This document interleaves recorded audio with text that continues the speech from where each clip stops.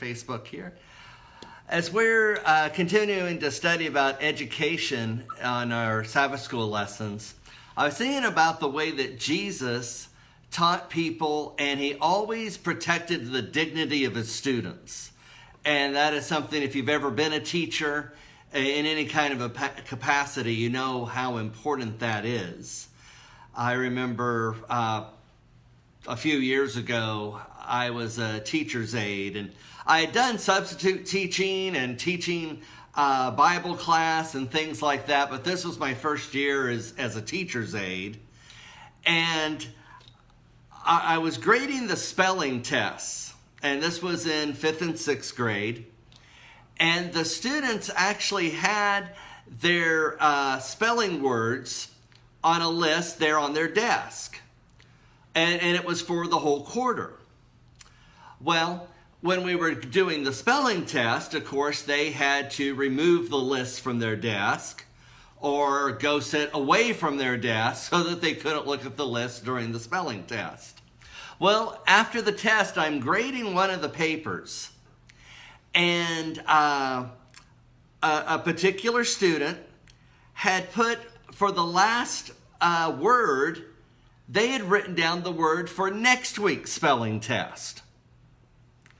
And so I thought to myself, well, the only way they would have written the word for next week's spelling test is if they were looking at the list and looked at the wrong thing, right?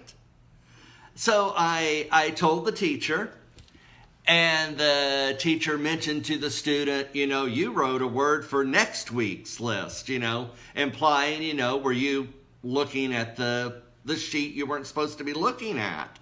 And she made up some excuse how, no, I wasn't cheating. I just got confused, blah, blah, blah. Well, the teacher left it alone. Well, for some reason, the righteous indignation within me thought I should pursue it because I hadn't gotten a confession from that student. And so at recess, I called her over and sat down with her and told her, I know what you did. And she started crying. She goes, I know you think I cheated. I didn't cheat. And I mean, she was in tears. And I was thinking to myself, how else would you write a word from another week if you didn't have that list in front of you? Because that's not the word we gave. And she was saying, well, you think whatever you want, I didn't cheat, and she was in tears and all of this. And I'm thinking, why is this kid not acknowledging that they cheated? Well, it wasn't long after that when it dawned on me that I had been in situations when I was a kid where the teacher kind of just pointed out, hey, I know what you did, without actually making me confess that I did it. And then I realized that the teacher had left it alone. And so I realized I had made a big mistake in pursuing this. That I should have just left it alone. The point was made. I didn't have to force a confession out of her. I should have been able to just let her save her dignity and realize if she did cheat, not to do that again. And so that's something that I've had to work on, is in teaching, protecting the dignity of those that we're teaching. And like I said, the teacher pointed it out and then dropped it. She didn't force a confession from the student. I've been in the same situation where I was a kid, where the teacher or maybe even my mom and dad would make a comment letting us know, hey, we know what you did, without making me come right out and saying what it was that I did. And that is how Jesus taught in protecting the dignity of those that he was teaching. And we see this in John chapter 8. If you want to turn with me to John chapter 8.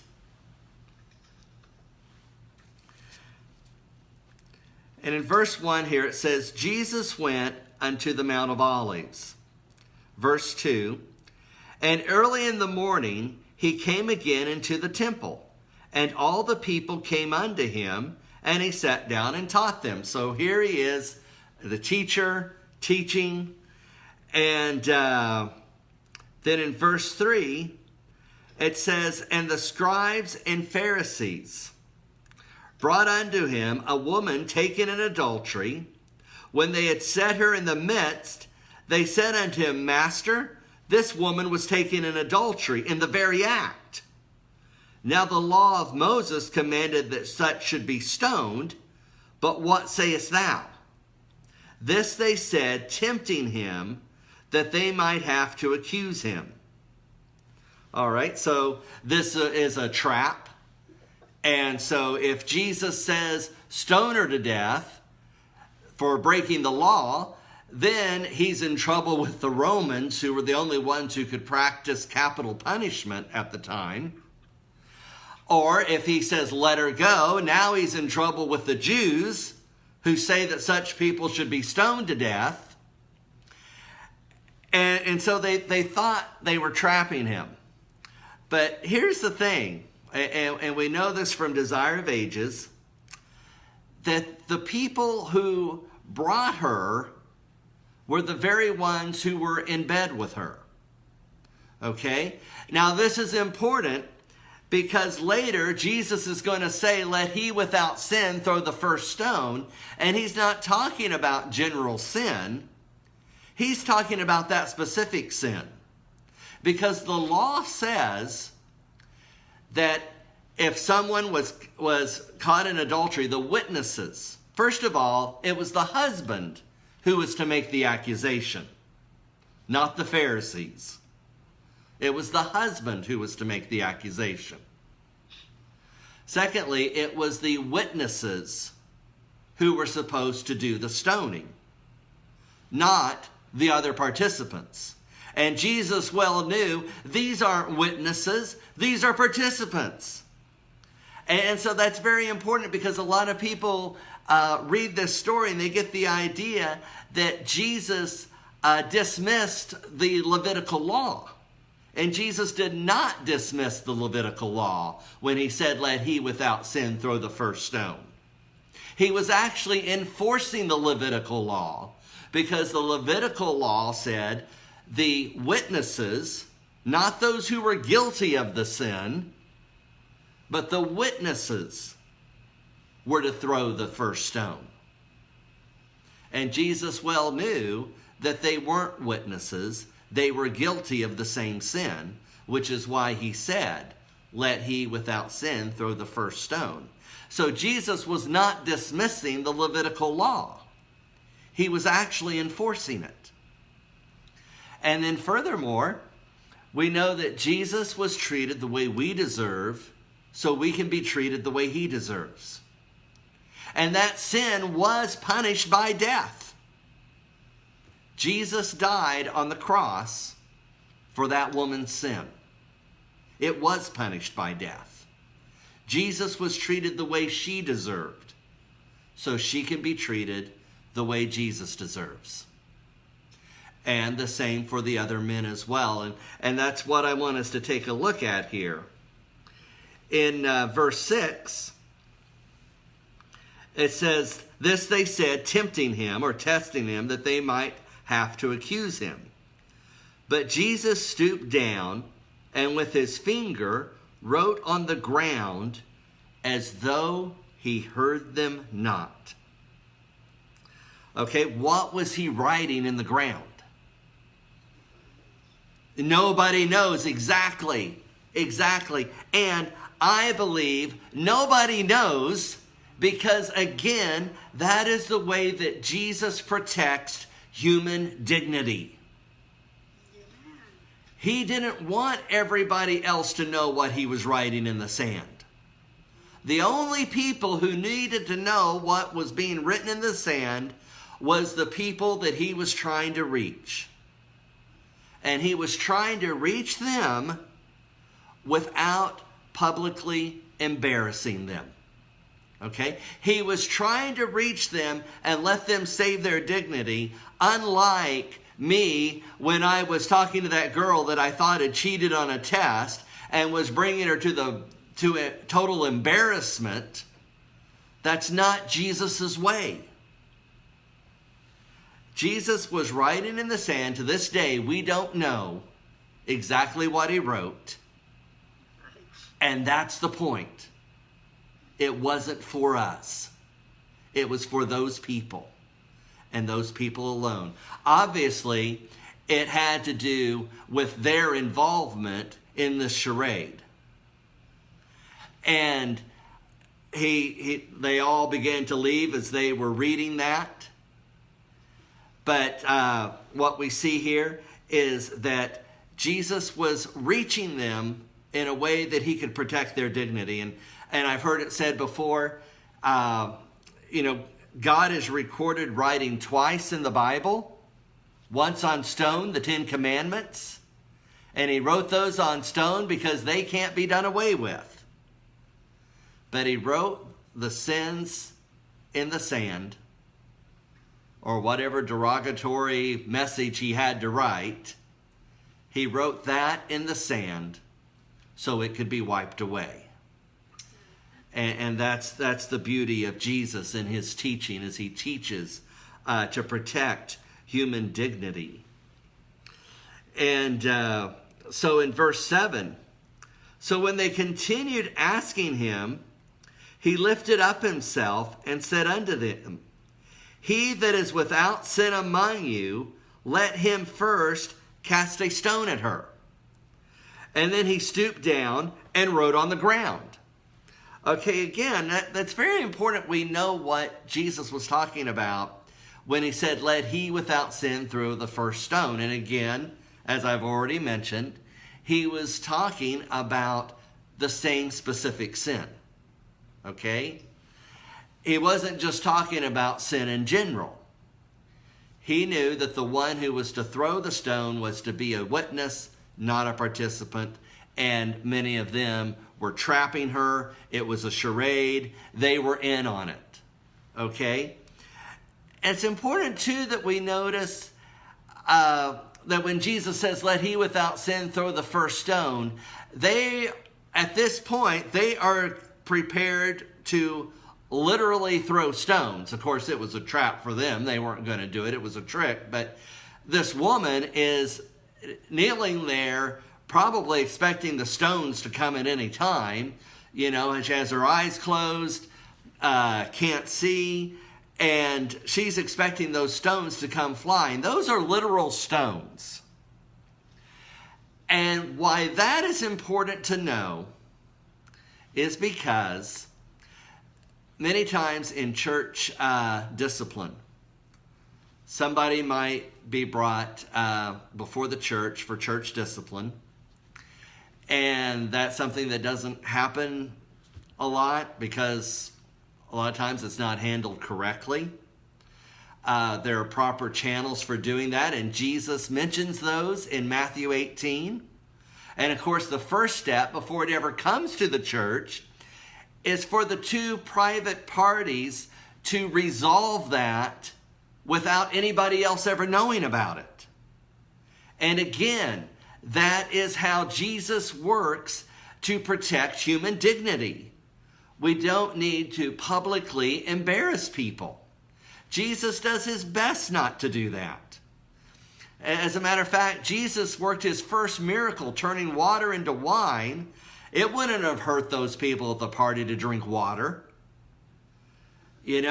Why did Jesus work a miracle just to turn water into wine? And he wasn't showing off. He never did a miracle to show off.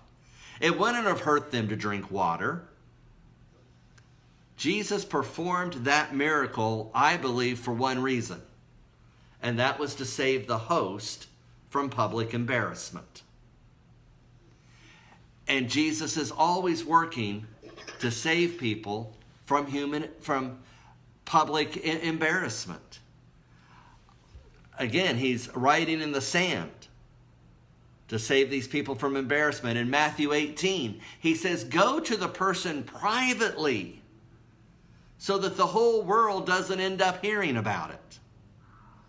All right? Everything Jesus does, he teaches in a way that he can save people's dignity.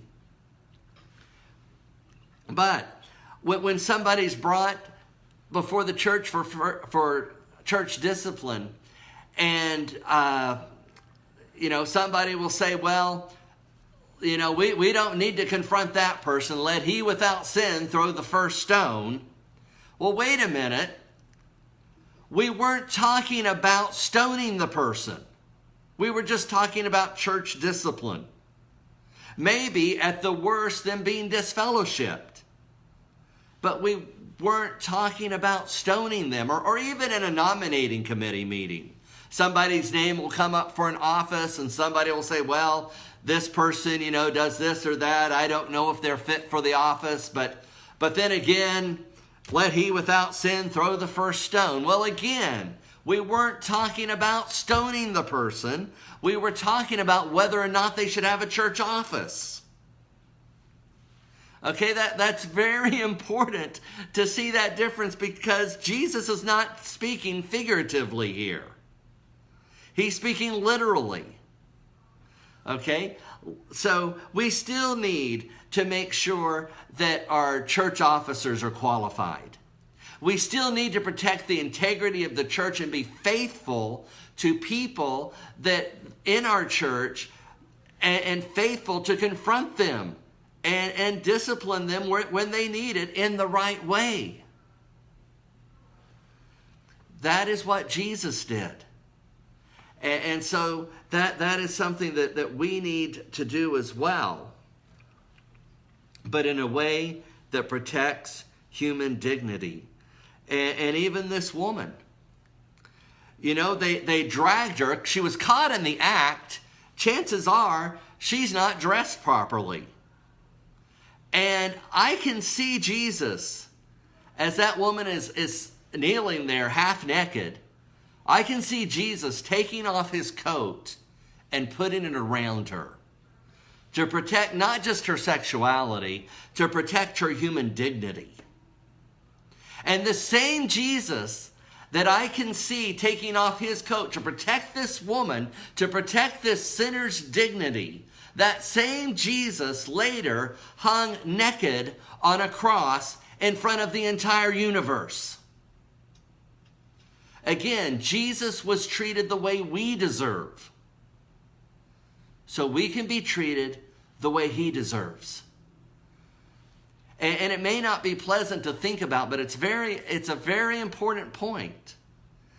Because as we were talking a couple of weeks ago, as we study the cross, we find out more and more of what exactly Christ accomplished on that cross. And he accomplished a lot. He accomplished not just justification, sanctification. He accomplished dying for our sin of the transgression of God's law, for our sin of unbelief. He died for a lot of things. And on that cross, he accomplished a lot of things. And that included hanging naked on a cross in front of the whole universe. I mean, think about it. Angels saw him hanging there naked. Angels that he still sees today.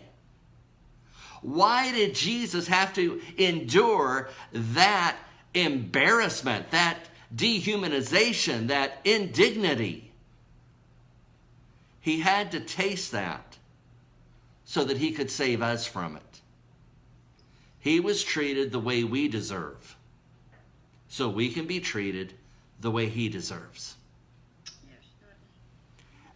And so he had to be basically sexually abused on the cross so he could save everyone else who has ever been sexually abused.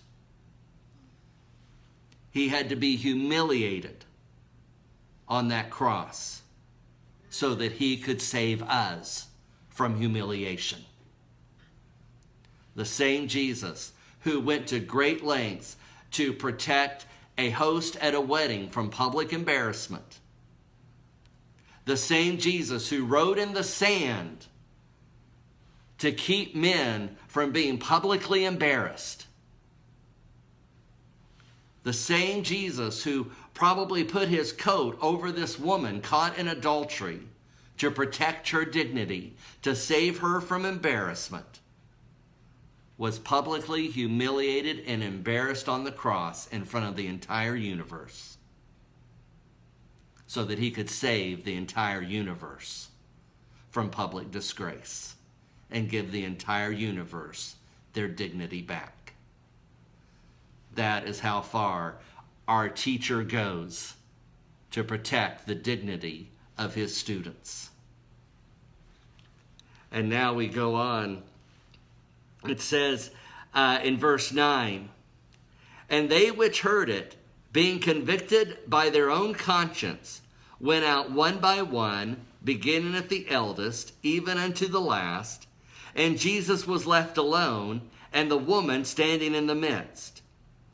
Verse 10, "When Jesus had lifted up himself, and saw none but the woman, he said unto her, Woman." Now interesting, he calls her a woman. He doesn't call her a slut. He doesn't call her a whore. He doesn't call her a prostitute.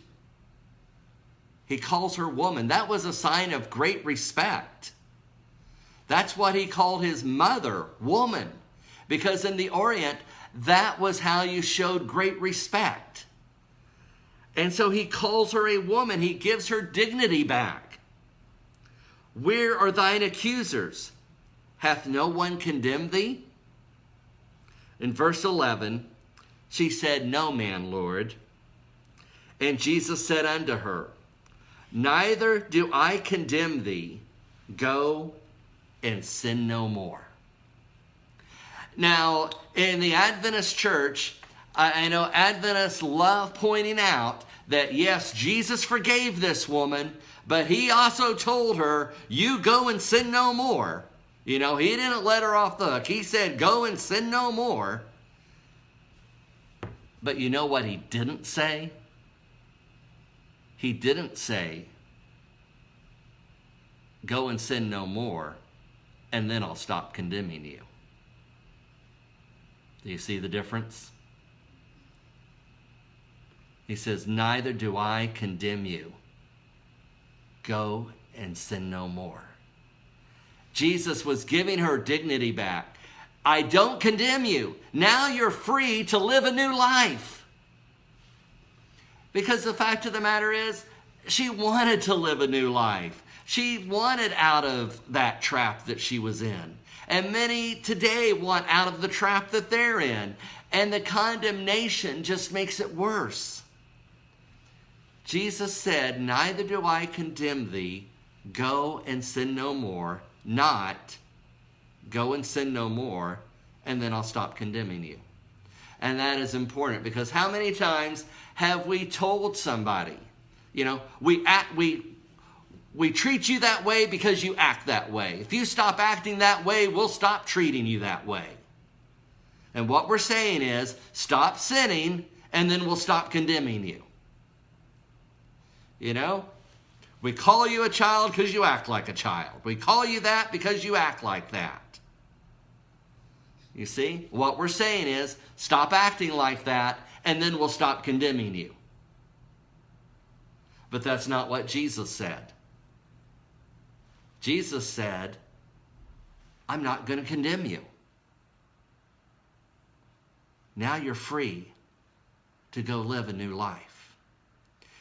And we know from the spirit of prophecy that Jesus had to forgive this woman again. 7 times demons had to be, she had to be saved from demons 7 times. Aren't you glad we have a forgiving Jesus that forgives us, that allows us to live a new life, and who protects our dignity along the way? We have a lot to learn from the way that Jesus taught. And he always was honest with people. He was always direct with people. But he also went to every length he could to protect their dignity, to protect their self-worth, to help them save face. And so my goal for myself is that I can minister and teach in the same way as I make Jesus my model teacher. And I want to encourage all of us to make Jesus our model teacher so that we can save people while protecting their human dignity and their self-worth. Thank you.